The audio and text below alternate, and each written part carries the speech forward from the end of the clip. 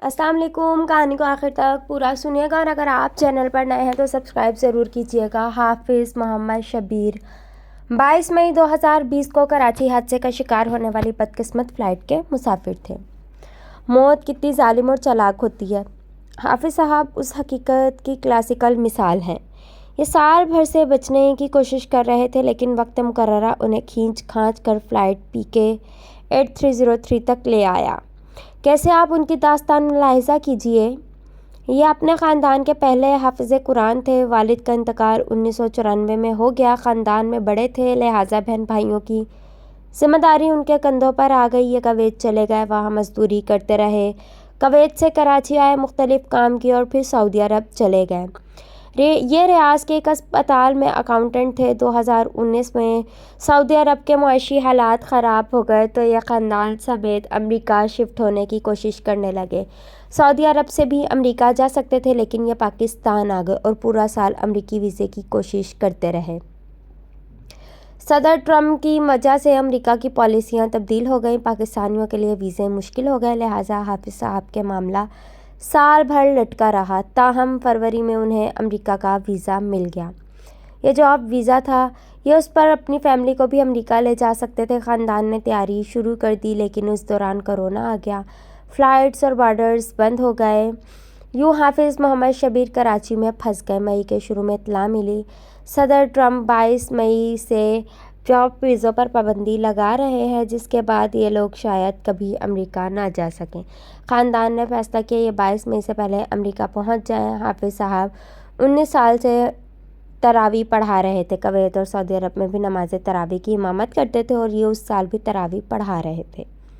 ان کا خاندان بھی ان کے پیچھے تراویح پڑھتا تھا۔ یہ اس رمضان میں بھی 15 دن یہ خدمات سر انجام دیتے رہے۔ 19 مئی کو بھی انہوں نے تراویح پڑھائیں اور روزہ رکھا، اور یہ قطر ایئر ویز کی فلائٹ سے دوحہ روانہ گئے۔ یہ ان کا ویزا کراچی ایئرپورٹ پر کلیئر ہو گیا، لیکن یہ جب دوحہ پہنچے تو انہیں ایئرپورٹ پر روک لیا گیا۔ امریکہ کورونا کی وجہ سے صرف اپنے شہریوں کو داخلے کی اجازت دے رہا تھا۔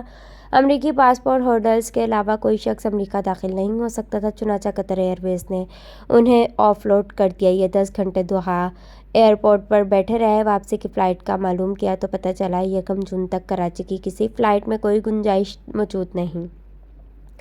قطر کا ویزا نہ ہونے کی وجہ سے ایئرپورٹ سے بھی باہر نہیں جا سکتے تھے۔ یہ کاؤنٹر پر پریشان کھڑے تھے۔ اچانک کاؤنٹر کلرک نے بتایا آج ایک کارگو فلائٹ لاہور جا رہی ہے۔ کارگو فلائٹس مسافروں کو نہیں لے کر جاتی، لیکن میں آپ کے لیے کوشش کر سکتا ہوں۔ حافظ محمد بشیر نے ہاں کر دی۔ کاؤنٹر کلرک نے کوشش کی اور آپ قسمت دیکھیے کا کارگو فلائٹ انہیں لے جانے پر راضی ہو گئی۔ یہ اور ان کا خاندان خوش ہو گئے، لیکن ان میں سے کوئی نہیں جانتا تھا یہ چانس جس چانس کو خوش قسمتی سمجھ رہے ہیں، یہ ان کی زندگی کی سب سے بڑی قسمتی ثابت ہوگا۔ مسافر بڑی تیزی سے آخری منزل کی طرف بڑھ رہا تھا۔ حافظ شبیر کارگو فلائٹ کے اکیلے مسافر تھے۔ یہ بہرحال لاہور پہنچ گئے۔ پاکستان کے زیادہ تر ایئرپورٹس پر مسافروں کو 14 دن قرنطینہ میں رکھا گیا تھا۔ یہ بھی روک لیے گئے، لیکن ان کے رپورٹ 2 دن میں آ گئی اور یہ نیگیٹو نکلے۔ انہیں گھر جانے کی اجازت دے دی گئی۔ 22 مئی کو لاہور سے کراچی کے لیے 2 فلائٹس تھیں، 11 بجے اور 1 بجے۔ دونوں میں سیٹ موجود تھی۔ یہ 11 بجے کی فلائٹ لینا چاہتے تھے، لیکن انجانے میں ان کے منہ سے 1 بجے نکل گیا۔ یوں یہ 1 بجے کی فلائٹ میں سوار ہوئے اور فلائٹ 2:37 پر ایئرپورٹ سے 8 کلومیٹر دور گر کر تباہ ہو گئی۔ حافظ محمد شبیر نیک، پابند صوم صلات اور عاجزی سے لبریز انسان تھے، لیکن موت انہیں کھینچ کھانچ کر فلائٹ PK 8303 تک لے آئی۔ اگر موت کی زنجیر کا کوئی ایک حلقہ بھی نرم یا کمزور پڑ جاتا تو یہ صاف بچ جاتے۔ یہ اگر 19 مئی کو کراچی ایئرپورٹ پر روک لیے جاتے، انہیں دوحہ میں نہ روکا جاتا، انہیں قطر میں 1-2 دن کا ٹرانزٹ مل جاتا، یہ کارگو فلائٹ میں سوار نہ ہوتے۔ یہ اگر 14 دن قرنطینہ میں رہ جاتے، ان کا کورونا رزلٹ 1 دن لیٹ ہو جاتا، یا پھر یہ 1 بجے کے بجائے 11 بجے کی فلائٹ لے لیتے تو یہ آج بھی اپنے بچوں کے درمیان بیٹھ کر ہنس کھیل رہے ہوتے۔ مگر موت کے مسافروں کو کس وقت موت دبوچ لے، ہم میں سے کوئی نہیں جانتا۔ ہم یہ بھی نہیں جانتے ہمارے رکتے ہوئے قدم ہمیں کس مصیبت سے بچا رہے ہیں، اور ہم جس طرف سرپٹ دوڑ رہے ہیں اس کے آخر میں کون سا عذاب ہمارا انتظار کر رہا ہے۔ حافظ محمد شبیر صاحب بھی جس اتفاق کو اپنی گڈ لک سمجھ رہے ہوں گے۔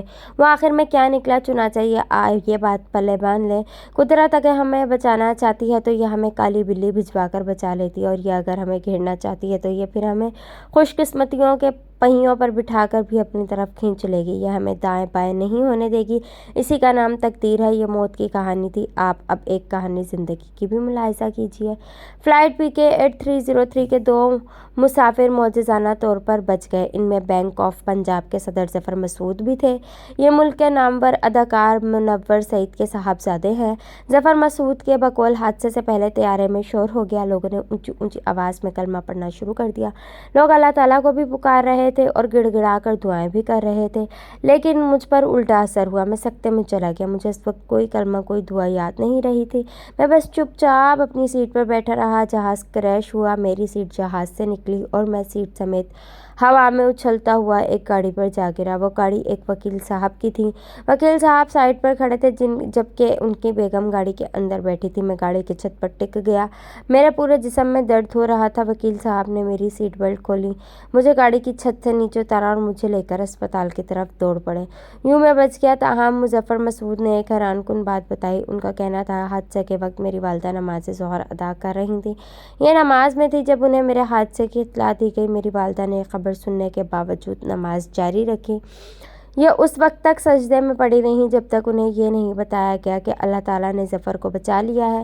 ظفر مسعود کی والدہ کا واقعہ اور سیٹ سمیت زندہ سلامت گاڑی کی چھت پر گرنا اور بروقت ایسے سمجھدار شخص کا مل جانا جو انہیں سیدھا اسپتال لے گیا، یہ واقعی حیران کن تھا۔ لہٰذا اللہ تعالیٰ جب کسی کو بچانا چاہتا ہے تو وہ ایسے شخص کو سیٹ سمیت جہاز سے باہر گرا دیتا ہے جسے مصیبت کے وقت کلمہ تک یاد نہیں آتا، اور دوسری طرف جب یہ کسی کو بلانا چاہے تو یہ حافظ قرآن محمد شبیر جیسے متقی اور پرہیزگار شخص کو کارگو فلائٹ کے ذریعے دوسرے ملک سے لا کر اس فلائٹ میں بٹھا دیتا ہے جس کے نصیب میں منزل نہیں لکھی گئی تھی۔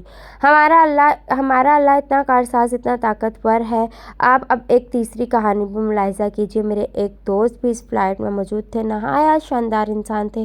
یہ جوانی میں کراچی کی ایک پارسی لڑکی سے شادی کرنا چاہتے تھے۔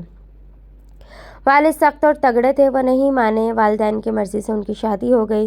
خاتون پڑھی لکھی، ذہین اور خوبصورت تھیں، لیکن ان کا نبھا نہ ہو سکا، طلاق ہو گئی۔ دوسری شادی ہوئی، وہ بھی کامیاب نہ ہو سکی، والد کا اس دوران انتقال ہو گیا۔ 20 سال بعد ان کا اسی پارسی خاتون سے رابطہ ہوا، وہ آج تک ان کا انتظار کر رہی تھی۔ یہ والدہ کے پاس گئے، اپنے بھائیوں اور بہنوں کو راضی کیا، فیملی ان کی ضد کے سامنے ہار گئی، یہ خوش ہو گئے۔ یہ ان کی زندگی کی سب سے بڑی خوشی تھی۔ فیصلہ ہوا کہ یہ کراچی آئیں گے، لڑکی کی فیملی سے ملیں گے اور عید کے بعد باقاعدہ شادی ہو جائے گی۔ یہ بھی 22 مئی کو لاہور سے کراچی روانہ ہو گئے۔ وہ پارسی لڑکی جس کا انہوں نے 20 سال انتظار کیا تھا، وہ انہیں پک کرنے کے لیے کراچی ایئرپورٹ آ گئی، لیکن یہ کراچی پہنچ کر بھی اس تک نہ پہنچ سکے، یہ سب کی پہنچ سے نکل گئے۔ میں نے 2 دن قبل اخبارات میں ان کی مغفرت کا اشتہار پڑھا، میری آنکھوں میں آنسو آ گئے۔ بے شک ہم سب اپنے رب کی مہلت کے محتاج ہیں، یہ جب سانس ڈھیلی کر دیتا ہے تو انسان گرتے ہوئے جہاز سے بھی سیٹ سمیت سلامت نکل آتا ہے، اور یہ جب سانس کھینچ لیتا ہے تو پھر ہمیں اگلی سانس کی مہلت ہی نہیں ملتی، ہمارے دلوں کی دھڑکنیں ہمارے دل ہی میں منجمد ہو جاتی ہیں۔ یا اللہ تیرا کرم ہے، یا اللہ تیرا رحم ہے، تو رحیم ہے، تو کریم ہے، تو غفور ہے۔ اللہ حافظ۔